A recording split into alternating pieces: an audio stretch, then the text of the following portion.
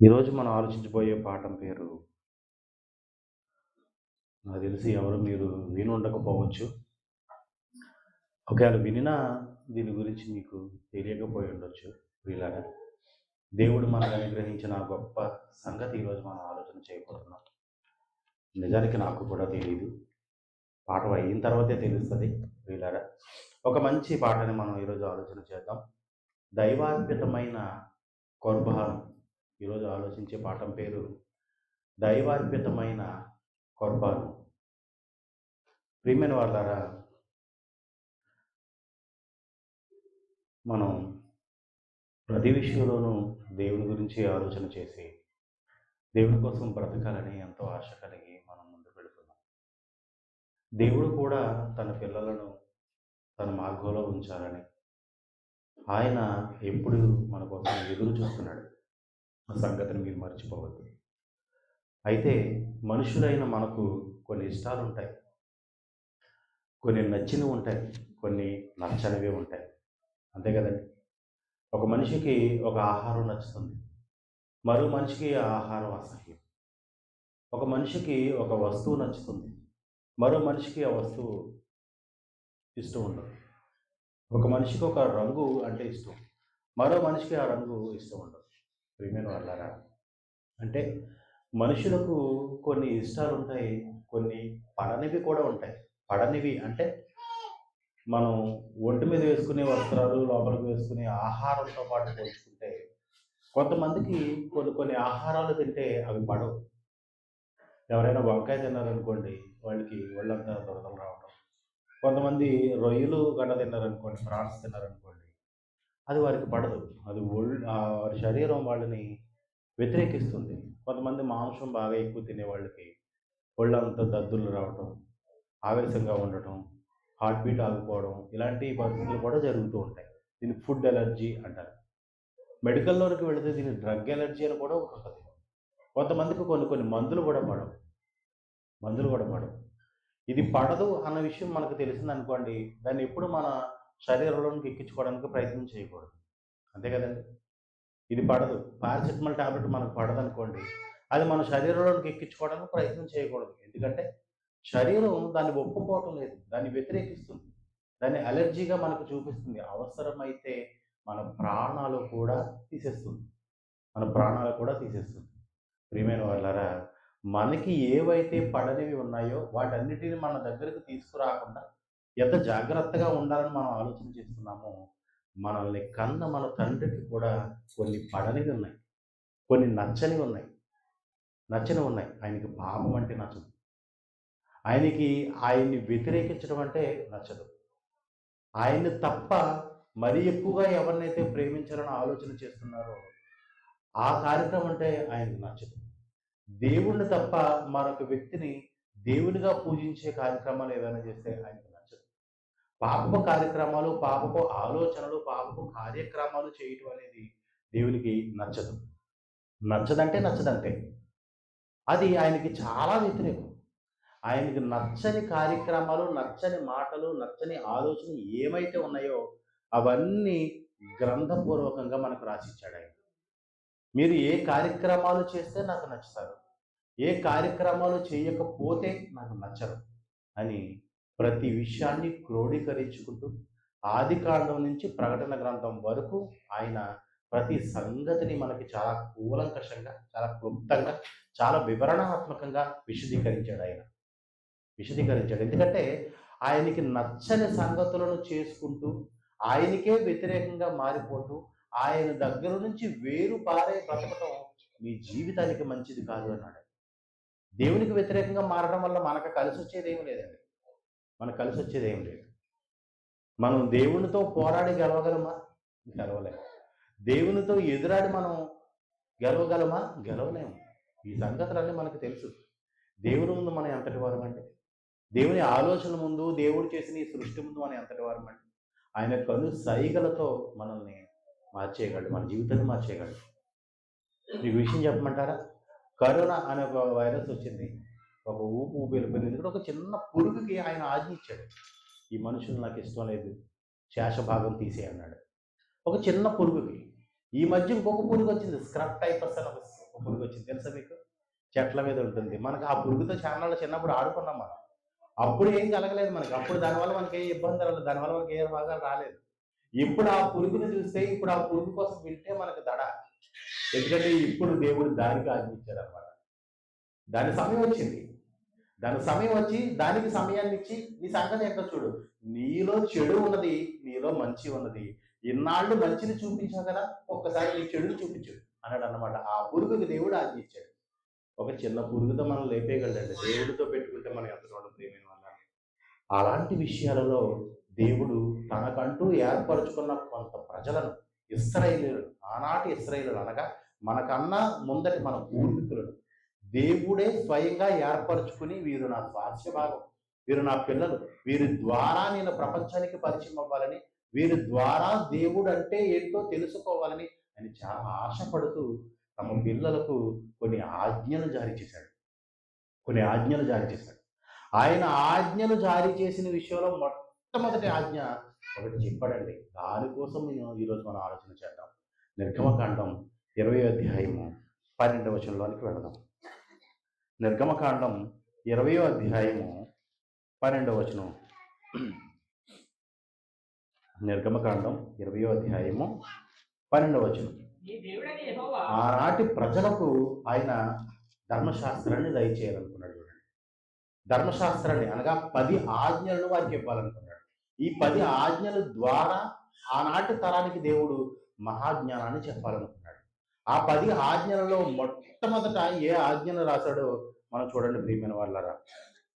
12వ అధ్యాయమా, 20వ అధ్యాయము 12వ వచనం చదవండి. నీ దేవుడైన యెహోవా నీకు అనుగ్రహించు దేశంలో నీవు దీర్ఘాయుష్మంతుడు అగునట్లు నీ తండ్రిని నీ తల్లిని సన్మానింపు అన్నాడు. చూడండి, ఫస్ట్ మాట. తర్వాత నరహత్య చేయొద్దు, పరహాత వ్యభిచరించొద్దు, నీ పొరుగు వారిని ఆశించవద్దు, ఇవన్నీ తర్వాత. మొట్టమొదట దేవుడు చెప్పాలనుకున్న ఆజ్ఞలలో మొట్టమొదటి ఆజ్ఞ ఏంటో తెలుసా? నీ తల్లిదండ్రులను సన్మానింపు. ఎందుకు సన్మానించాలి నీ తల్లిదండ్రులను? నీవు ఏ దేశంలోనికి వెళ్ళాలనుకుంటున్నావో, నీవు ఏ దేశంలో ఉండాలనుకుంటున్నావో, నువ్వు ఏ భూమి మీద నీ బ్రతుకును కొనసాగించుకోవాలనుకుంటున్నావో, అందులో నువ్వు దీర్ఘాయుష్మంతుడుగా ఉండాలనుకుంటే మొట్టమొదటి నువ్వేం చేయాలనుకుంటే ఎక్సర్సైజ్ కాదు. మొట్టమొదటి నువ్వేం చేయాలంటే ఏదో డైట్ కాదు. మొట్టమొదటి నువ్వేం చేయాలంటే పొద్దుటే చలిలో మొక్కలను కప్పిస్తున్నావో ఉరుకులు పరుగుల కింద వెళ్ళిపోవాల్సిన అవసరం లేదు. నువ్వేం చేయాలి తెలుసా? నువ్వు దీర్ఘాయుష్మంతుడు అవ్వాలంటే నీవు నీ తల్లిని నీ తండ్రిని సన్మానించాలని. చూడండి, ఎంత బాగుందని మాట. నీ తల్లిని నీ తండ్రిని సన్మానించిన తర్వాత నువ్వు ఈ కార్యక్రమాన్ని ఏం చేయి. ఎందుకంటే నీ తల్లిని నీ తండ్రిని ఎందుకు సన్మానించాలి? నీ తల్లిని నీ తండ్రిని ఎందుకు సన్మానించాలంటే నీ బ్రతుకు సజావుగా ఈ భూమి మీద వెళ్ళాలంటే, నీ బ్రతుకు సజావుగా ఈ భూమి మీద సాహసంగా సామాసగా వెళ్ళాలనుకుంటే నువ్వు చేయవలసిన గొప్ప కార్యక్రమం ఏంటంటే నీవు నీ తల్లిని నీ తండ్రిని సన్మానించాలి. అలా సన్మానించేవారు ఎవరైనా ఉన్నారండి ఈరోజు? ఇది ఎప్పుడు చెప్పాడంటే ఆయన? కొన్ని వేల సంవత్సరాల క్రితం రాయబడిన మాట. కొన్ని వేల సంవత్సరాల క్రితం, ఇంచుమించు 6,000 7,000 సంవత్సరాల క్రితమే దేవుడు చెప్పిన మాట. నీ తల్లిని నీ తండ్రిని సన్మానిస్తామంటే మనం కాస్త వయసు వచ్చేటప్పటికి, కాస్త జ్ఞానం వచ్చేటప్పటికి, కాస్త చదువుకునేటప్పటికి, కాస్త మనకంటూ సంపాదన మన చేతికి వచ్చేటప్పటికి తల్లిదండ్రుల పట్ల మనం ప్రవర్తించే ప్రవర్తన ఎలా ఉంటుందండి? మనం మాట్లాడే తీరు ఎలా ఉంటుందండి? ప్రియమైన వాళ్ళారా, మన తల్లిదండ్రులు మన కోసం ఎంత కష్టపడ్డారో ఆలోచించండి. మన తల్లిదండ్రులు మన కోసం ఎంత ఆలోచించుంటారో. ఈరోజు మనం ఇలా బ్రతుకుతున్నామంటే వాళ్ళు ఎంత కష్టపడి ఉంటారో ఆలోచన చేయండి. దేవుడు దాన్ని చెప్పాలనుకుంటున్నాడు ప్రియమైన వాళ్ళారా. అవును, ఒక మంచి సంగతి, మరో మంచి సంగతిని చూద్దామా? ద్వితీయోపదేశకాండం 27వ అధ్యాయము 16వ వచనం. ద్వితీయోపదేశకాండం 27వ అధ్యాయము. ఆ మాట చదివే ముందు ఒక సందర్భాన్ని మీకు జ్ఞాపకం చేస్తాను. ద్వితీయోపదేశకాండం 27వ అధ్యాయము 16వ వచనం చదివే ముందు ప్రియమైన వాళ్ళారా, దేవుడు ఇశ్రాయేలును కనాను ప్రాంతానికి తీసుకొచ్చాడు. ఎక్కడి నుంచి? ఐగుప్తు దేశంలో నుంచి విడిపించి కనాను ప్రాంతపు దరిదాపులకు తీసుకొచ్చాడు. కాసేపట్లో, కొద్ది రోజుల్లో వీరు కనాను ప్రాంతాన్ని స్వాధీనపరుచుకునే సమయం వచ్చింది. మీరు స్వాధీనపరుచుకునే సమయం వచ్చిన మీరు ఇశ్రాయేలుగా ఉన్నారు కదా. మీరు ఇశ్రాయేలుగా 12 గోత్రాలుగా ఉన్నారు కదా. అందులో 6 గోత్రాల వారు ఒక కొండ మీద నిలబడండి.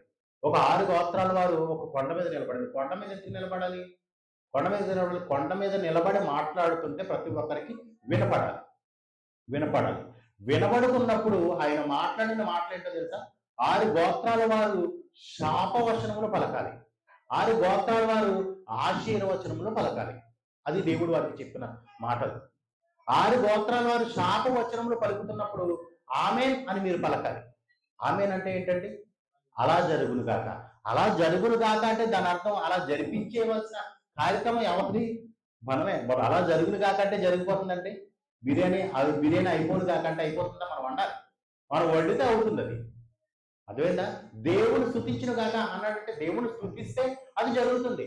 అలా జరగవలసిన కార్యక్రమం నీ దగ్గరికి వచ్చింది అన్నప్పుడు మాత్రమే, నీవు జరిగించే ఉద్దేశం ఉన్నప్పుడు మాత్రమే నువ్వు ఆమేనని పలకాలి. ఆల్రెడీ మనం ఈ పాఠం గతంలో నేర్చుకున్నాం. మనం ఆమేననే ఆమేననే మాట మనం పలుకుతున్నామంటే ఆ కార్యక్రమం మన జీవితంలో జరిగించాలి, ఖచ్చితంగా జరిగించాలి. అలా జరిగించవలసిన సందర్భం వచ్చినప్పుడు దేవుడు వారికి చెప్పిన ఆజ్ఞలు ఏంటో తెలుసా? 6 గోత్రాల వారు ఆశీర్వచనపు మాటలు పలకాలని దేవుడు వారికి చెప్పాడు. మరి 6 గోత్రాల వారు శాపవచనపు మాటలు పలకాలని వారికి చెప్పాడు. ఆ మాటను చూద్దాం. ఇప్పుడు 16వ వచనం చూద్దామా? అలా శాపవచనంలో మాట్లాడుతూ మొట్టమొదట ఆశీర్వచనం మాట మొదలెట్టలేదండి. ఇక శాపవచనంతోనే మొదలెట్టాడు. ఏ కార్యక్రమం చేస్తే మనకు శాపం వస్తుంది, ఎలాంటి కార్యక్రమాల్లో ఉంటే మనకు శాపం వస్తుంది ఆయన చెబుతున్నాడు. చూడండి 16వ వచనం. తన తండ్రినైనను తన తల్లినైనను నిర్లక్ష్యము చేయవాడు శాపకర్తుడని చెప్పగా ప్రజలందరూ ఆమేన్ అనవాలండి. ఏమనాలండి? ప్రజలందరూ ఆమేన్ అనాలట. ప్రజలందరూ ఆమేన్ అనాలంటే తన తల్లిని తన తండ్రిని సన్మానించకుండా, తన తల్లిని తన తండ్రిని గౌరవించకుండా, తన తల్లికి మర్యాదనివ్వకుండా, తన తండ్రికి మర్యాదనివ్వకుండా ప్రవర్తించే తమ పిల్లలు శాపగ్రస్తులవ్వాలి అని పలికారంటే ఆమేన్ అనాలంటే వీళ్ళు శాపగ్రస్తులుగా చేయవలసింది మీరే. దేవుడికి చివరికి ఏం చేశాడో చెప్పమంటారంటే, తల్లిదండ్రులను గౌరవించకపోతే దేవుడు ఎంత గొప్ప నిర్ణయాన్ని తీసుకున్నాడో చెప్పమంటారా? అది ఒక గొప్ప విప్లవం అండి అసలు. ద్వితీయోపదేశకాండం 21వ అధ్యాయము 18వ వచనం చూడండి. ద్వితీయోపదేశకాండం 21వ అధ్యాయము 18వ వచనం. ఒకని కుమారుడు మొండువాడే తిరుగబడి తండ్రి మాట గాని తల్లి మాట గాని వినకయుండి వాడు అతను శిక్షించిన తరువాతను అతను వారికి విధేయుడు కాకపోయిన ఎడల అంటున్నాడు. చూడండి ప్రియమైన వాళ్ళారా, ఏమంటున్నాడండి? ఒక కుమారుడు ఉన్నాడు, వాడు మొండివాడిగా మారిపోయాడు. తండ్రి మాట వినే ఆసక్తి వాడికి లేదు, తండ్రి మాట వినే విధేయత వాడికి లేదు, తల్లి మాటను విని తల్లి మాటను బట్టి బ్రతుకులు కట్టుకునే గొప్ప ఆలోచన వాడికి లేదు.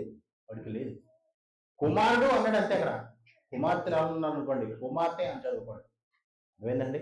అక్కడ కుమారుడు అని ఒక ఎగ్జాంపుల్ మీకు ఉదాహరణగా దేవుడు రాయించాడు. ఒకవేళ కుమార్తె ఉన్నారు అనుకోండి, కుమార్తె అని చదువుకోండి. అంటే ఎవరు చదివితే ఈ మాట వాళ్ళకి అప్లికేబుల్.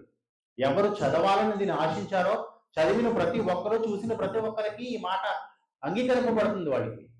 కాబట్టి ప్రియమైన వాళ్ళు చదవండి. తర్వాత పోయిన ఎడల అతని తల్లిదండ్రులు అతను పట్టుకొని ఊరి గవడి యొద్ద కూర్చుండు పెద్దల యొద్దకు అతను తీసుకొని వచ్చి, మా కుమారుడైన వీడు మొండువాడై తిరుగుబడి ఉన్నాడు, మా మాట వెనక తిండిపోతును త్రాగుబోతును ఆయనని ఊరి పెద్దలతో చెప్పవలను అన్నాడు. చూడండి, ఊరి పెద్దల దగ్గరికి తీసుకెళ్ళాలి. ఈసారి ఊరి పెద్దల దగ్గరికి తీసుకుని వెళ్ళి ఊరి పెద్దలతో కూడా సముదాయించాలి. బాబు, మీ తల్లిదండ్రులను జాగ్రత్తగా చూసుకోవు, తాపీరునికి వచ్చేసారు కదా, నీకోసం ఎంతో కష్టపడ్డారు కదా, నీకోసం ఎంతో ప్రయాసపడ్డారు కదా, నీకోసం ప్రయాసపడి నీకోసం ఎంతో కష్టపడి ఎన్నో అరులు చాచి ఎన్నో కన్నీళ్లు కాచి నిన్ను ఇంత గొప్పవారిగా చేసినందుకు నువ్వు మొండి దానివై నువ్వు వారికి వ్యతిరేకంగా బ్రతుకుతున్నావు అంటే అది కరెక్ట్ కాదు నాయన. పెద్దలతో చెప్పించాలి. ముందు తల్లిదండ్రులు మాట్లాడాలి, తర్వాత పెద్దలు మాట్లాడాలి. ఇదేమీ కాకపోతే ఏం చేయాలో చెప్పండి. చూడండి, ఏం చెప్పినా ఎంతమంది చెప్పినా వినకపోతే ఆనాటి తరానికి ఇశ్రాయేలు జనాంగంలోనికి ఈ చెడు ఆలోచన పోవాలని దేవుడు ఏం చేశాడు చూడండి. 21వ వచనం. అప్పుడు ఊరు ప్రజలందరూ రాళ్లతో అతను చావగొట్టవలను, అట్లు ఆ చెడుతనము నీ మధ్య నుంచి పరిహరించును. అప్పుడు ఇశ్రాయేలు అందరూ విని భయపడుతున్నాడు. చూడండి, ప్రజల్లోనికి అలాంటి భయం రావాలని దేవుడు ఆ రోజు తీసుకున్న నిర్ణయం అండి. అవసరమైతే తల్లిదండ్రులను గౌరవించని పిల్లలు రాళ్లతో కొట్టి చెప్పడం అన్నాడు. సరేండి, అవసరమైతే తల్లిదండ్రులను గౌరవించిన పిల్లలు ఎవరైతే ఉన్నారో వారిని అవసరమైతే రాళ్లతో కూడా ఎందుకంటే ఇలాంటి చెడుతనం ఈ ప్రజల్లో నుంచి పరిహరించారు. ఇలాంటి చెడుతనం, తల్లిదండ్రులను వ్యతిరేకించే చెడుతనం, తల్లిదండ్రులను దూషించే వెర్రితనం ఈ ప్రజల్లో నుంచి తొలగిపోవాలి. ఈ ప్రజల మధ్య ఇలాంటి చెడుతనం ఉండడానికి వీల్లేదు. ఈ ప్రజల మధ్య ఇలాంటి దుష్ప్రవర్తన అనే సందర్భం ఉండడానికి వీల్లేదు. ఈ ప్రజల్లో నుంచి ఈ వ్యాధిని పోగొట్టండి అన్నట్టు, ఈ ప్రజల్లో నుంచి ఈ చెడుతనం పోగొట్టండి అన్నట్టు దేవుడు ఎంత సుస్పష్టంగా మాట్లాడుతున్నాడు చూడండి. ఎంత స్పష్టంగా మాట్లాడుతున్నాడు చూడండి ప్రియమైన వాళ్ళరా. నా కుమారుడా, నువ్వు చాలా జాగ్రత్తగా ఉండాలి. నా కుమార్తె, నువ్వు చాలా జాగ్రత్తగా ఉండాలి. నీ తల్లిదండ్రులను నువ్వు గౌరవించకపోతే నీ జీవితం పాడైపోవడానికి మొట్టమొదటి కారణంగా దేవుడే నిలబడుతున్నాడు. మొట్టమొదటి దేవుడే నీకు వ్యతిరేకంగా మారుతున్నాడు. అవసరమైతే నిన్ను చంపడానికైనా దేవుడు సిద్ధపడుతున్నాడు. తర్వాతగా మరో మంచి మాట చూద్దాం. సామెతల గ్రంథం మొదటి అధ్యాయము, సామెతల గ్రంథం మొదటి అధ్యాయము, సామెతల గ్రంథం మొదటి అధ్యాయము, సామెతల గ్రంథం మొదటి అధ్యాయము 8వ వచనం. సామెతల గ్రంథం మొదటి అధ్యాయము 8వ వచనం.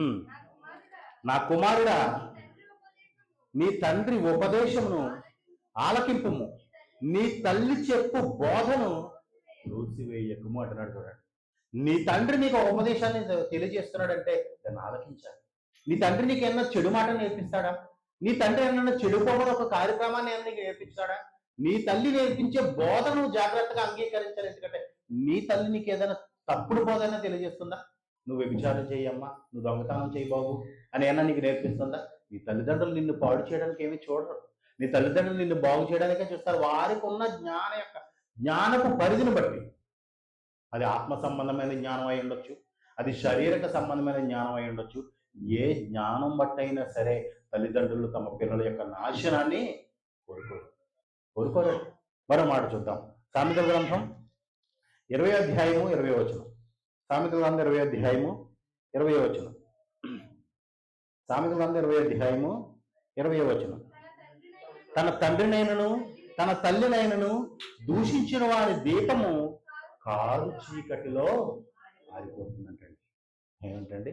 తన తల్లిని తన తండ్రిని దూషించే వారి యొక్క ద్వీపము కారు చీకటిలో ఆగిపోతుంది. కారు చీకటిలో ఎందుకు ఆగిపోతుంది?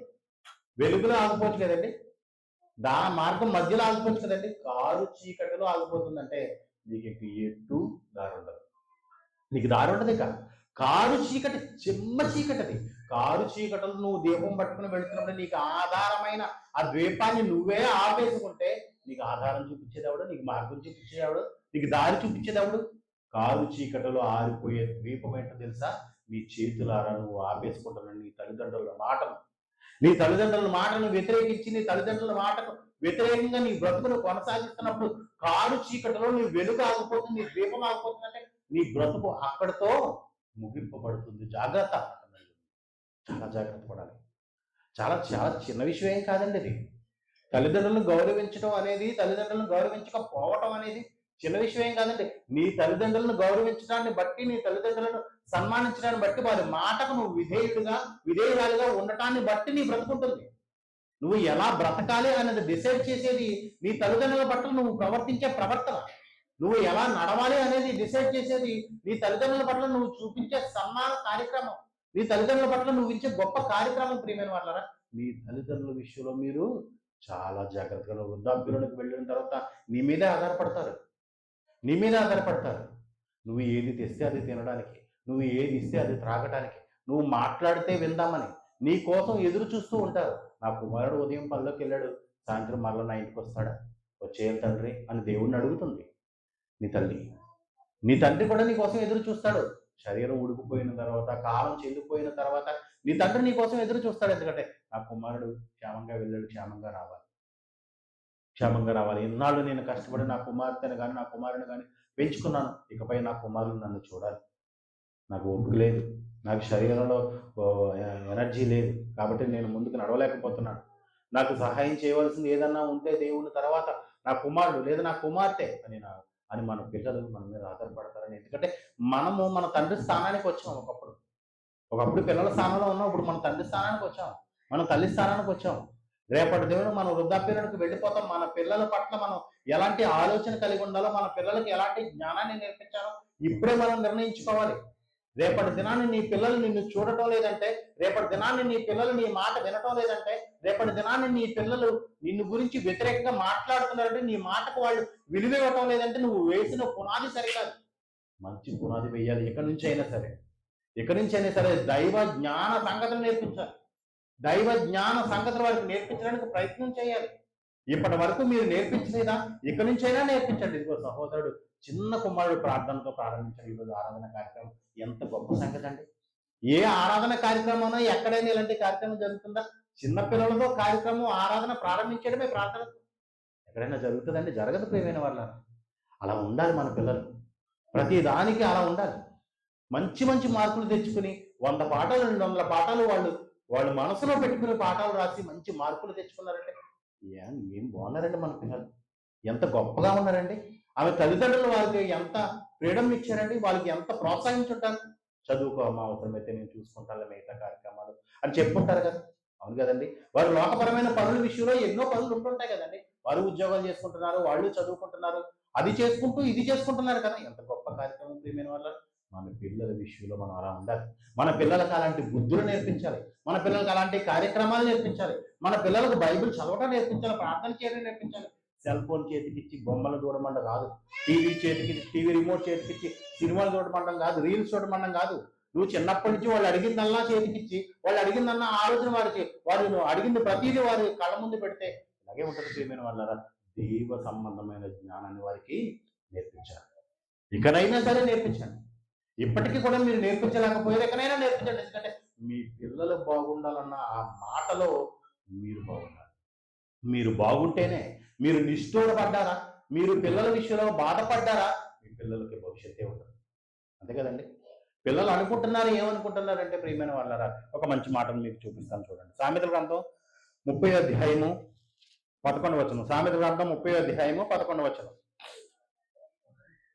ఎలాంటి తరం వచ్చింది చూడండి ఈ రోజుకి. ఎలాంటి జనాంగం ప్రజల్లోనికి వచ్చిందో చూడండి. 11వ వచనం. తమ తండ్రిని శపించుచు తల్లిని దీవించని తరము కలదంట చూడండి. అసలు ఎలాంటి తరం వచ్చిందండి? తన తండ్రిని శపించే ఒక తరం వచ్చింది, తన తల్లిని దీవించని ఒక తరం వచ్చింది. ఈరోజు వచ్చింది కదండి. ఈరోజు ఆ తరం లేదండి. తమ తండ్రిని కొట్టేవాడు, తన తల్లిని తిట్టేవాడు, తన తల్లిని దూషణ మాటలు మాట్లాడే కుమారుడు కానీ కుమార్తెలు కానీ ఈ రోజు ఆ తరాన్ని చూడలేదు మనం. ఆ రోజు రాయబడిన మాటకు తగినట్టుగా ఈ రోజు లోకం ఎలా ఉంది చూడండి. ఆ మాటకు ఈ లోకం సరిగ్గా సరిపోయింది చూడండి. ఆ మాటకు ఈ లోకం సరిగ్గా సరిపోయింది. ఆ అర్హతను సాధించేశారు చూడండి. దాని గురించిన గొప్ప సంగతులు ఏమంటే తెచ్చేసుకున్నారు చూడండి. వాళ్ళు తమ తండ్రిని శపించేవాడు, తమ తల్లిని దీవించని వాడు ఎవడైతే ఉన్నాడో వాడి శాపగ్రస్తుడు సుమా. అలాంటి తరము ఈ మనుషుల్లోనికి వచ్చిందంటే ఆ తరాన్ని తీసుకొచ్చింది మనమే. ఆ తరాన్ని తీసుకొచ్చింది మనమే. మరొక తరంలోంచి మరొక తరంలోనికి మనం ప్రయాణం చేస్తున్నప్పుడు తల్లిదండ్రుల పట్ల ఎంత గౌరవార్థంగా ఉండాలో, వారిని నిష్ఠూర పెట్టకూడదని, వారిని బాధ పెట్టకూడదని, వారి క్షోభ పెట్టకూడదని, వారి పట్ల మనం ప్రేమ కలిగి ఉండాలన్న ఆలోచన మన పిల్లలకు మనం తెలియచేయకపోతే దానిలోని లోపం మనదే. ఆ లోపాన్ని మరొక తరానికి అందిస్తున్నాం చూడండి. ఇది తల్లిదండ్రులను గౌరవించని ఒక తరం ఈ మనిషిలోనికి వచ్చింది చూడండి. యేసుక్రీస్తు కాలానికి కూడా ఎలాంటి తరం వచ్చిందో చూపిస్తాను చూడండి. దైవార్పితమైన కొర్బాను అన్నాడు చూడండి యేసుక్రీస్తు. చూద్దాం. మత్తయి సువార్త 15వ అధ్యాయము ప్రారంభ వచనం. మత్తయి సువార్త 15వ అధ్యాయము ప్రారంభ వచనం. మత్తయి సువార్త 15వ అధ్యాయము ప్రారంభ వచనం. మత్తయి సువార్త 15వ అధ్యాయము ప్రారంభ వచనం. ఒక మంచి సందర్భాన్ని మీకు జ్ఞాపకం చేయాలనుకున్నా. ఆ సమయమున యెరూషలేము నుండి శాస్త్రులను పరిసయ్యులను యేసు వద్దకు వచ్చి, మీ శిష్యులు చేతులు కడుగుకోకుండా భోజనము చేయుచున్నారే, వారెందు నిమిత్తం పెద్దల పారంపర్యాచారమును అతిక్రమించుచున్నారని అడిగిరండి. చూడండి, వాడు క్వశ్చన్ అడిగారు యేసుక్రీస్తుని. చేతులు కడుక్కోకుండా కూడా భోజనం చేయటం అనేది పెద్దల పారంపర్యాచారం అట. పెద్దల పారంపర్యాచారంలో చేతులు కడుక్కోవడం కూడా ఒకటి ఉంది. అసలు చేతులే కడుక్కోకుండా వాళ్ళు ఆహారాన్ని తింటున్నారంటే వీళ్ళు పెద్దల్ని ఏం గౌరవిస్తున్నారు? వీరు సమాజాన్ని ఏం గౌరవిస్తున్నారు? పెద్దలు పెట్టిన పారంపర్య ఆచారాలను వీరేం గౌరవిస్తున్నారని క్రీస్తుని అడుగుతున్నారు చూడండి. అప్పుడు యేసుక్రీస్తు ఒక మాటను లేవనెత్తారు చూడండి. యేసుక్రీస్తు ఒక మంచి గొప్ప సంగతిని వారికి జ్ఞాపకం చేసేటువంటి ఎలాంటి సంగతిని లేవనెత్తాడో ఆ మాట చూడండి. పెద్దలు ఏమంటున్నారంటే, నీ శిష్యులు చేతుల్లో కడుక్కోకుండా ఆహారం తినటం సబమేనా? అది మంచి కార్యక్రమమేనా? పెద్దల పారంపర్యాచారాన్ని క్రీస్తు శిష్యులైన మీ శిష్యులు ఎందుకు నిర్వీర్యం చేస్తున్నారు? ఎందుకు ఈ కార్యక్రమాన్ని మీరు పట్టించుకోవటం లేదు అని శిష్యులు చేస్తున్న కార్యక్రమాన్ని బట్టి క్రీస్తుని అడుగుతున్నారు శాస్త్రులు, పరిసయ్యులు. అప్పుడు క్రీస్తు ఏ సంగతిని లేవనెత్తారు చూడండి. చాలా సంగతులు ఉన్నాయి, కానీ ఒక ముఖ్యమైన సంగతిని లేవనెత్తారు చూడండి. ఎన్నో సంగతులు ఉన్నాయి, ఆ కార్యక్రమాలు ఏమీ లేవనెత్తడం లేదు. ఆయన లేవనెత్తాలనుకున్న గొప్ప కార్యక్రమం, గొప్ప సంగతిని చూడండి. ఎన్నో వచనం? 3వ వచనం. అందుకైన మీరును మీ పారంపర్యాచారము నిమిత్తమై దేవుని ఆజ్ఞను ఎందుకు అతిక్రమించుచున్నారన్నాడు చూడండి. మీ పారంపర్యాచారం నిమిత్తం మీరు ఏం చేయాలనుకుంటున్నారంటే దేవుని ఆజ్ఞను మీరు అతిక్రమించుతున్నారు. ఏంటి ఆజ్ఞ చూడండి, ఏంటి ఆజ్ఞ? 4వ వచనం. తల్లిదండ్రులను గణపరచమనియు తల్లినైనను దూషించువాడు తప్పక మరణము పొందవలనని దేవుడు సెలవిచ్చుతున్నాడు. ఎవరు చెప్తున్నారండి? దేవుడే సెలవిచ్చుచున్నాడు.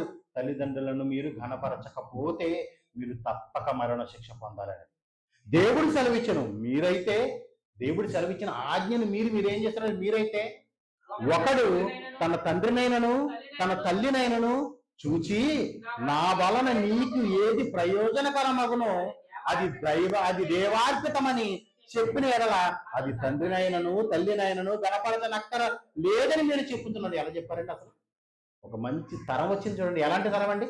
తల్లిదండ్రులను గౌరవించిన ఒక తరం వచ్చిందన్నాడు. ఆ తల్లిదండ్రులను గౌరవించే ఒక తరంలో వాళ్ళు చేస్తున్న ఒక చెడు కార్యక్రమం ఏంటో తెలుసా? నా వల్ల నీకు ఏది ప్రయోజనకరమైనదో అది దైవార్పితం అంటున్నాడు చూడండి. ఎలాగంటే తల్లిదండ్రులకి ఆహారం ప్రయోజనకరమైనది, తల్లిదండ్రులకి కొంచెం రుసుము ప్రయోజనకరమైనది, కొంచెం మందులు కొనుక్కోవడానికి డబ్బులు కావాలి, అది ప్రయోజనకరమైనది. అప్పుడు వాడు ఏమంటున్నాడంటే, ఆ శాస్త్రులు పరిసయ్యులు ఆనాటి తరం ఏమంటున్నారంటే, అమ్మా నీకు నా వలన ఏది ప్రయోజనకరమైనదో అది దైవార్పితము. నేను ఏం చేశాను తెలుసా? దేవునికి ఇచ్చేసాను. తల్లిదండ్రులకు ఇవ్వవలసిన ఆహారం దేవునికి ఇచ్చేసానంటున్నాడు. తల్లిదండ్రులకు ఇవ్వవలసిన కొంచెం రుసుము, కొంచెం మనీ, కొంచెం ఏదైనా అవసరాలు, కొన్ని నీడ్స్, అవసరతలు ఏవైతే ఉన్నావో ఈ అవసరాన్ని దేవునికి ఇచ్చేసానంటున్నాడు. నీకు ఇవ్వాల్సిన అవసరత లేదంటున్నాడు. చూడండి ఎంత గొప్ప సంగతి అండి. ఆనాటి తరం తల్లిదండ్రుల పట్ల ఎలాంటి ఆలోచన కలిగి ఉన్నారో దైవార్పితం అంటున్నాడు చూడండి. అసలు తల్లిదండ్రులకు ఇవ్వవలసిన గౌరవాన్ని తల్లిదండ్రులకు ఇవ్వకుండా, తల్లిదండ్రులకు ఇవ్వవలసిన గొప్ప కార్యక్రమాన్ని తల్లిదండ్రులకు చేయకుండా, తల్లిదండ్రులకు ఇవ్వవలసిన మర్యాదను తల్లిదండ్రులకు ఇవ్వకుండా, తల్లిదండ్రులే లెక్క చేయకుండా, వారికి ఆహారం పెట్టకుండా, వాళ్ళు నిష్ఠూర పెట్టి, వాళ్ళని బాధ పెట్టి, వాళ్ళకి క్షోభ పెట్టి, వాళ్ళు ఇబ్బంది పెట్టి, వాళ్ళు కన్నీళ్లు పెట్టి చేసేలా చేస్తూ నువ్వు దీన్ని ఏమంటున్నావు తెలుసా? ఇది దైవార్పితం అమ్మా. నీకు ఇవ్వవలసిన ప్రతిదీ కూడా దైవార్పితం, దేవుడికి అర్పించేశాను. నీకు ఇవ్వాల్సిన రూపాయి, నీకు ఇవ్వాల్సిన పనులు నీకు దేవుడికి చందా ఇచ్చేశాను. దేవుడికి చందా ఇచ్చేయటం వల్ల నీ తల్లిదండ్రులు సంతోషపడుతున్నారా? నీ తల్లిదండ్రులు సంతోషపడడం వల్ల దేవుడు సంతోషపడుతున్నాడా? నీ తల్లిదండ్రులు మొట్టమొదటి నీవు సంతోషపెట్టాలి. నీ తల్లిదండ్రులు మొట్టమొదటి నీవు నిష్ఠూర పెట్టకూడదు. నీ తల్లిదండ్రులు మొట్టమొదటి నీవు చాలా ప్రేమగా చూసుకోవాలి. నీ తల్లిదండ్రులను ప్రేమగా చూసుకోవటం వలన ఏం జరుగుతుందో తెలుసా? దేవుడు ఆనందపడుతున్నాడు. ఒక కుటుంబంగా మిమ్మల్ని చేర్చి, శారీరక సంబంధమైన ఒక కుటుంబంగా మిమ్మల్ని చేర్చి, ఒక నలుగురు, ఒక ముగ్గురు, ఒక నలుగురు, ఆరుగురు, ఒక ఏడుగురు, వీళ్ళందరినీ ఒక కుటుంబంగా చేర్చి మీరందరూ ఒక కుటుంబాలుగా దేవుని కార్యక్రమాన్ని చేయండి, మీ తల్లిదండ్రులను గౌరవించండి అని మీరు మాట్లాడుతున్నప్పుడు ఆ తల్లిదండ్రుల పట్ల మీరు చూపించే ప్రేమ ఏంటి? ఆ తల్లిదండ్రుల పట్ల మీరు చూపించవలసిన ఆలోచన ఏంటి? దేవుడు దాన్ని ప్రశ్నిస్తున్నాడు చూడండి. ఆ క్రీస్తు వాళ్ళని ప్రశ్నిస్తే వాళ్ళు చేస్తున్న కార్యక్రమం ఏంటో తెలుసా? మీరు మీ తల్లిదండ్రులతో ఏమని చెబుతున్నారో తెలుసా? మీ తల్లితో ఏమని చెబుతున్నావో తెలుసా? నీ తండ్రితో ఏమని చెబుతున్నావో తెలుసా? నీకు ఇవ్వవలసినది మరొక వ్యక్తికి ఇచ్చేశాను. నీకు ఇవ్వవలసినది దైవార్పితం అయిపోయింది, దేవునికి అర్పించేశాను. నేను మరొక వ్యక్తికి, మరొక మనిషికి మాట ఇచ్చాను. ఆ మాట నేను నెరవేర్చుకోవాలి. మరి నీ తల్లిదండ్రులు నువ్వు కన్నావు కదా, నీ తల్లిదండ్రులు నిన్ను కన్ని ఇంత గొప్పవారిగా చేశారు కదా, మరి నీ తల్లిదండ్రుల పట్ల నువ్వు చూపించవలసిన ప్రేమ ఏది? యేసుక్రీస్తు లేవనెత్తిన గొప్ప సంగతి ఇలాంటివి ఎన్నో ఉన్నాయి, కానీ యేసుక్రీస్తు ఆ సంగతినే వాళ్ళకి నేర్పించాడు. మరో మాట చూపిద్దాం. మార్కు సువార్త 7వ అధ్యాయము. మార్కు సువార్త 7వ అధ్యాయము 10వ వచనం నుంచి. మార్కు సువార్త 7వ అధ్యాయము 8వ వచనం నుంచి చూద్దాం. ఇదే సందర్భం మరలా. మార్కు సువార్త 7వ అధ్యాయము 8వ వచనం. మీరు దేవుని ఆజ్ఞను విడిచిపెట్టి మనుషుల పారంపర్యాచారంలో గైకొనుచున్నారు, మరియు మీ ఆయన మీ పారంపర్యాచారమును గైకొనుటకు దేవుని ఆజ్ఞను బొత్తిగా నిరాకరించిన చూడండి. మీ ఆచారములో దేవుని ఆజ్ఞనే మీరు పోయినట్టు చూడండి. అది ఎంత గొప్ప ఆచారం కింద మారిపోయిందండి ఈరోజు. తల్లిదండ్రులను గౌరవించకపోవటం ఎంత దారుణమండి, ఎంత దారుణమండి. దేవుడు దాన్ని ప్రశ్నిస్తున్నాడు చూడండి. నీ తల్లిదండ్రులను ఘనపరచవలననియు తండ్రినైనను తల్లినైనను దూషించిన వాడికి మరణ శిక్ష విధింపవలననియు మోషే చెప్పింది కదా. అసలు మీకు ఇలాంటి వాళ్ళని ఈ సమాజంలో ఉంచకూడదని, ఇలాంటి వాళ్ళని ఈ సమాజంలో ఈ చెడుతనం పోగొట్టాలంటే రాళ్లతో కొట్టి చంపేయాలని చెప్పేసి ఈ చెడుతనమే ఈ ప్రజల మధ్య ఉంచకూడదని మోషే మీకు చెప్పాడు కదా. మోషే మీకు చెప్పాడు కదా. అయితే చూడండి, అయినను మీరు ఒకడు తన తండ్రినైనను తల్లినైనను చూచి నా వలన నీకు ప్రయోజనమగునది ఏదో అది కొర్బాను అన్నాడు. చూడండి, ఏంటండి కొర్బాన్ అంటే? చూసారా, దైవార్పితమైన కొర్బాను అని పాఠం పెట్టాను. అదే అందుకే అది కొర్బాను. తర్వాత అనగా దైవార్పితమని దేవార్పితమని చెప్పిన ఎడల తన తండ్రికైనను తల్లికైనను వాళ్ళు ఏమి చేయనీయక మీరు నియమించిన మీ పారంపర్యాచారము వలన దేవుని వాక్యమును నిరర్ధకము చేయుచున్నవి, ఇటువంటివి అనేకములు మీరు చేయుదురని వారితో చెప్పాడు. చూడండి, ఇలాంటి చాలా చేస్తున్నారు. కానీ ఆయన లేవనెత్తిన మాట మాత్రం ఒకటే, మీ తల్లిదండ్రులను మీరు గౌరవించడం లేదు, మీ తల్లిదండ్రులకు అవసరమైనది ఏదో అది ఇవ్వకుండా అది దేవునికి ఇచ్చేసామని గొప్పని చెప్పుకుంటున్నారు. చూడండి, ఈరోజు దేవుడు తల్లిదండ్రులను చూడకుండా దేవునికి హుండీలో పోసేసే వాళ్ళు ఎంతమంది ఉన్నారండి? లక్షల కోట్ల రూపాయలు దేవాలయాలలో పోసేసి మేము మా తల్లిదండ్రుల కన్నా గొప్పవాళ్ళు అన్నట్టుగా, దేవుని మీద గొప్ప ప్రేమ భక్తులు కలిగిన వారముగా, దేవుడు అంటే మాకు చాలా ఇష్టం అన్నట్టుగా కోట్ల రూపాయలు అర్పించేసే వాళ్ళు ఎందరు ఉన్నారండి? వాళ్ళ ఇంట్లో తల్లిదండ్రులు చూస్తున్నారా? ఒరి పిచ్చివాడా, ఒరి వెర్రివాడా, నీకు తెలియనిది ఏంటంటే నీ ఇంట్లో నీ తల్లిదండ్రులను నిష్ఠూర పెట్టి దేవునికి కోట్ల రూపాయలు అర్పించిన దాన్ని ఒప్పుకోడైనా. అమ్మా, నీకు ఏది ప్రయోజనకరమైనదో అది దైవార్పితము అని మాట్లాడుతున్నావంటే అది ఎంత బాధ. దేవుడు దాన్ని ప్రశ్నిస్తున్నాడు. నాన్న, నీకు ఏది ప్రయోజనకరమైనదో అది దైవార్పితము, అది దేవార్పితము, అది కొర్బాను అన్నాడు. చూడండి, దైవార్పితమైన కొర్బాను అని మాట్లాడుతున్నామంటే ప్రియమైన వాళ్ళరా, అది చాలా దారుణమైన కార్యక్రమం. దేవుడు మీరు మొట్టమొదటి మీరు గమనించాలి. తల్లిదండ్రులను గౌరవించాలి. మరి తల్లిదండ్రులను గౌరవించని వాడు మరణ శిక్షకు వెళతాడన్న సంగతి మీకు తెలుస్తున్నప్పుడు ఒక మంచి సందర్భం మీకు జ్ఞాపకం రావాలండి. ఏంటో తెలుసా? యేసుక్రీస్తు జన సమూహాల మధ్య భీకరమైన బోధన చేస్తున్నాడు, సువార్తను ప్రకటిస్తున్నాడు. తన తల్లి తన సహోదరుడు అక్కడికి వచ్చారు. అక్కడికి వచ్చిన తర్వాత ఏం జరిగిందంటే, యేసుక్రీస్తు సువార్త ప్రకటనలో ఉండగా ఎవరో ఒక సహోదరుడు, అయినా యేసుక్రీస్తు ప్రభువా, నీ తల్లి వచ్చింది, నీ సహోదరుడు వచ్చాడు, ఏం చేయమంటారు అని అడిగితే, ఎవరు నా తల్లి, ఎవరు నా సహోదరుడు అని అడిగాడు. ఎవరు నా తల్లి, ఎవరు నా సహోదరుడు యేసుక్రీస్తు అడిగాడంటే, యేసుక్రీస్తుకు తల్లిదండ్రులకు మర్యాద ఇవ్వడం చేత కదా, యేసుక్రీస్తుకు తల్లిదండ్రులకు గౌరవం ఇవ్వడం చేత కదా, సహోదరులను గౌరవించడం చేత కదా. చాలా తప్పు ప్రియమైన వాళ్ళారా. దేవుడు తల్లిదండ్రులను గౌరవించమన్నాడంటే దాని అర్థం ఏంటో తెలుసా? శారీరక సంబంధమైన కుటుంబంగా ఉంటున్న నీ సహోదరులను, నీ తల్లిదండ్రులను నువ్వు గౌరవిస్తే ఈ భూమి మీద నీవు దీర్ఘాయుష్మంతుడుగా ఉంటావు. ఆత్మ సంబంధమైన తల్లిదండ్రులుగా నువ్వు వాళ్ళు మార్చుకుని వారినే ఆత్మ సంబంధమైన తల్లిదండ్రుల దగ్గరికి నువ్వు చేరావనుకో, నువ్వు పరలోకంలో దీర్ఘాయుష్మంతుడిగా ఉంటావు, నిత్య జీవం నీకు ఉంటుంది అన్నాడు. చూడండి, అంటే శరీర సంబంధమైన కుటుంబములో నుంచి ఆత్మ సంబంధమైన కుటుంబములోనికి మనం ప్రయాణం చేయాలి. దేని ద్వారా? దేవుని వాక్యపు సంగతుల ద్వారా. మనం ఒక కుటుంబంగా ఏర్పడబడ్డామంటే, మన కుటుంబంగా చేర్చబడ్డామంటే, మన గర్భాన్ని ఒక కుమార్తె కానీ మన గర్భాన్ని ఒక కుమారుడు కానీ ఈ భూమి మీదకి వచ్చాడంటే, తండ్రి నీ దైవంలో నేను ఒక గర్భఫలాన్ని ధరించుకున్నాను, గర్భఫలాన్ని నేను తెచ్చుకున్నాను, ఈ కుటుంబాన్ని అంతటిని ఆత్మ సంబంధమైన కుటుంబంగా మార్చి నీ ఆత్మ సంబంధమైన కుటుంబంలోనికి చేర్చాడని నేను ఆలోచన చేస్తాను. నువ్వు అనుకోవాలి, దేవుడు చేసిన ప్రణాళిక ఏంటో తెలుసా? భూమి మీద ఉంటున్న నీ తల్లిదండ్రులనే నువ్వు గౌరవించకపోతే ఆత్మ సంబంధమైన తండ్రిగా ఉంటున్న నాకు నువ్వే గౌరవిస్తావు? ఆత్మ సంబంధమైన తండ్రిగా ఉంటున్న నాకు గౌరవం ఇవ్వాలంటే మొట్టమొదటి నువ్వు భూమి మీద ఒక పాఠశాల ఉంది, భూమి అనే ఒక పాఠశాలలో నీ తల్లిదండ్రులకు నువ్వు గౌరవం ఇవ్వడం నేర్చుకోవాలి. నీ తల్లిదండ్రుల మాటకు వ్యతిరేకంగా నేర్చుకోవాలి. నీ తల్లిదండ్రులు నిష్ఠూర పెట్టకుండా చూసుకోవాలి. నీ తల్లిదండ్రులు బాధ పెట్టకుండా చూసుకోవాలి.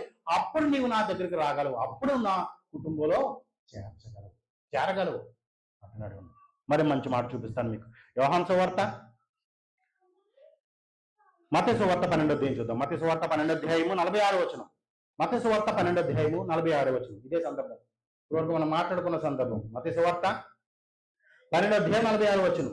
ఆయన జన సమూహములతో ఇంకా మాట్లాడుచుండగా ఇదిగో ఆయన తల్లియు సహోదరులను ఆయనతో మాట్లాడగోరు వెలుపల నిలిచింది. అప్పుడప్పుడు ఇదిగో నీ తల్లియు నీ సహోదరులను నీతో మాట్లాడవాలని వెలుపల నిలిచి ఉన్నారని ఆయనతో చెప్పాను.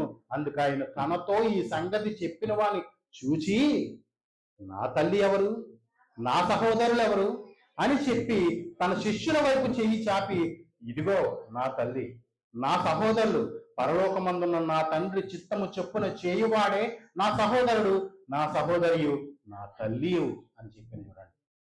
ఏంటండి, భూమి మీద ఉంటున్న తల్లిదండ్రులలో నుంచి పరలోకమందున్న తల్లిదండ్రులు యొద్దకు మనం ఒక మంచి ఆత్మ సంబంధమైన కుటుంబంగా మార్చాలని వచ్చింది యేసుక్రీస్తు.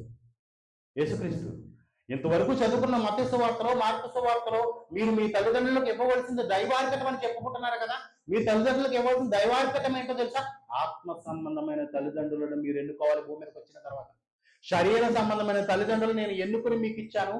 శరీర సంబంధమైన తల్లిదండ్రులను గౌరవిస్తూ వారి పట్ల సన్మానం కలిగి ఉంటూ వారి సన్మానం చేస్తూ వారి మాటకు వ్యతిరేకంగా ఉండకుండా వారి ఇష్టానుసారంగా మీరు బ్రతుకుతూ ఆత్మ సంబంధమైన తల్లిదండ్రుల మధ్యకు, ఆత్మ సంబంధమైన సహోదరుల మధ్యకు, ఆత్మ సంబంధమైన సహోదరుల మధ్యకు మీరు వెళ్ళాలి అన్నది దేవుని ప్రణాళిక. ప్రియమైన వాళ్ళ అంతుకు తల్లిదండ్రులు మీరు గౌరవించాలి.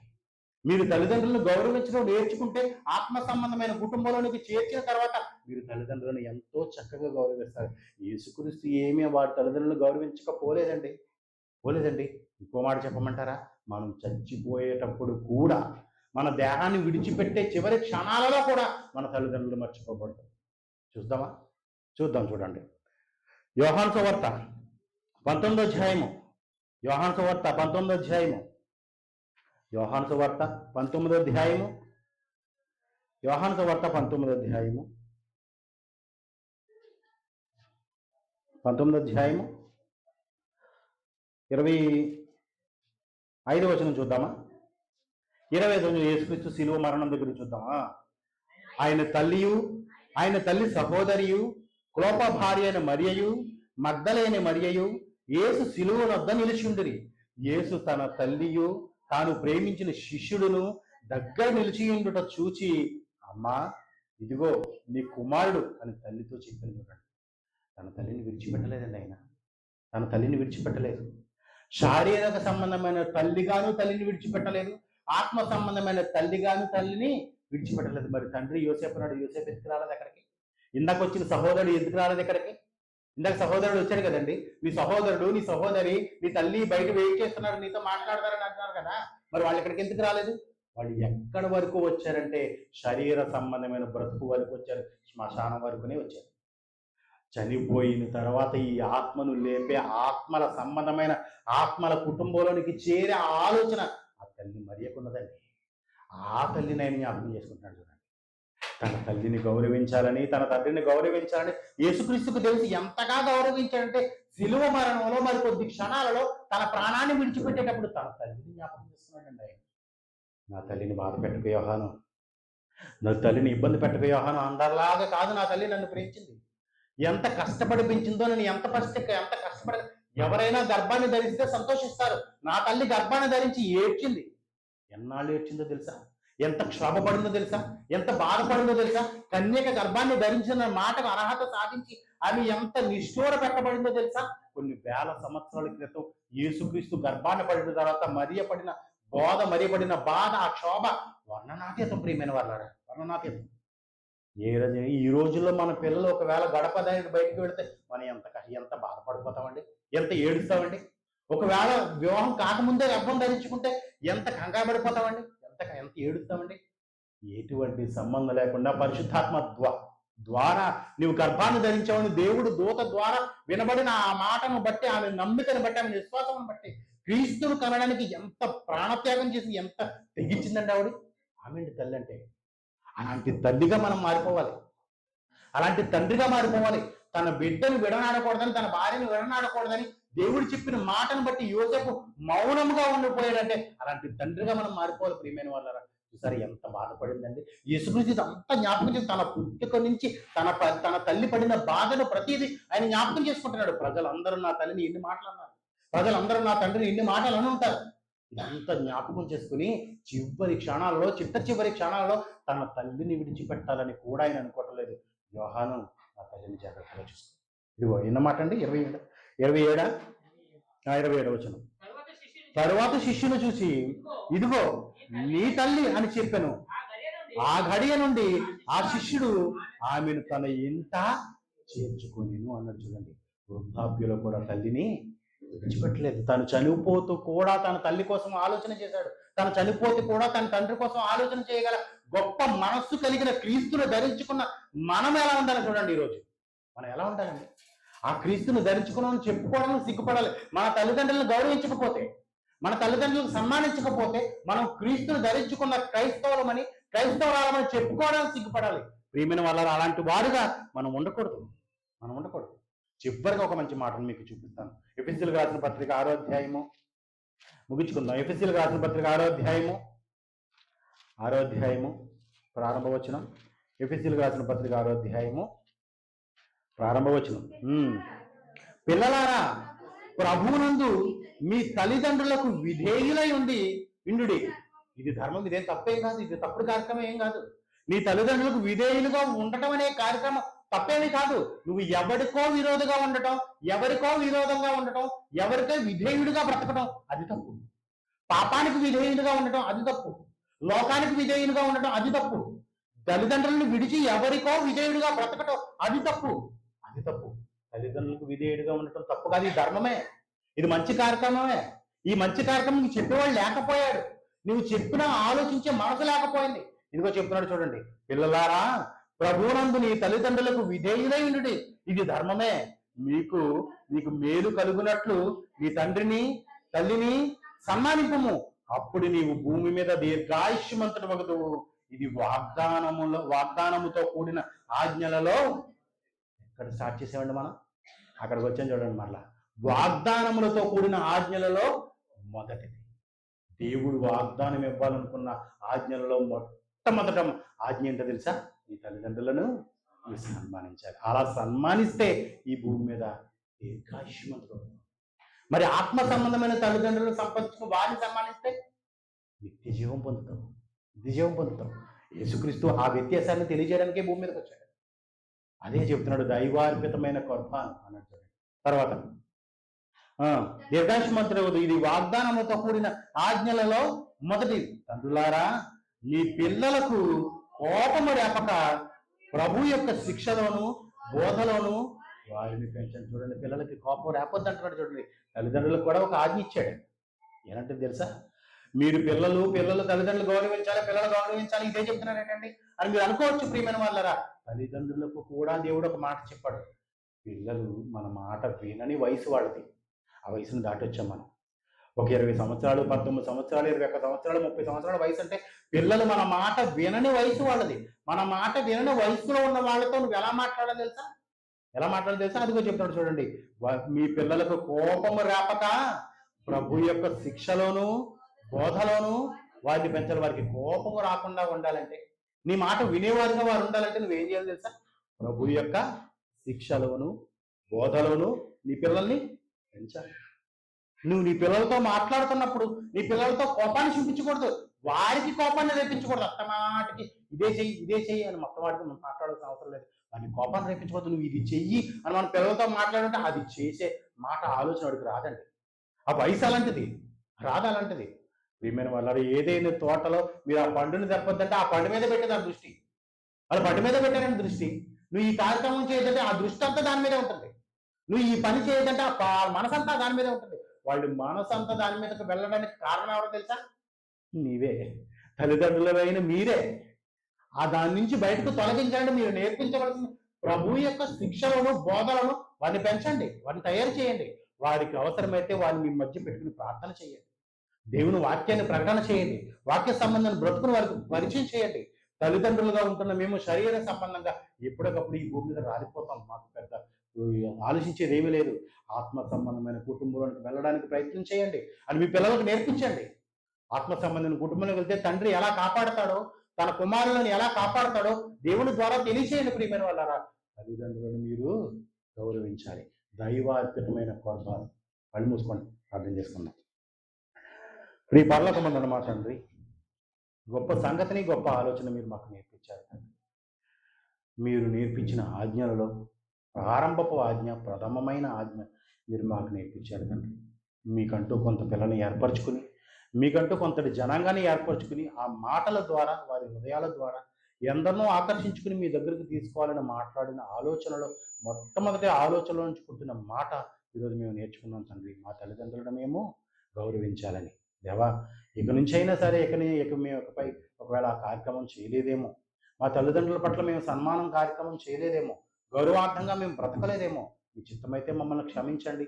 మా మనసు మార్చుకుని, మా ఆలోచన మార్చుకుని, మా తల్లిదండ్రులు విధేయులుగా ఉండేలాగా మమ్మల్ని దీవించండి తండ్రి.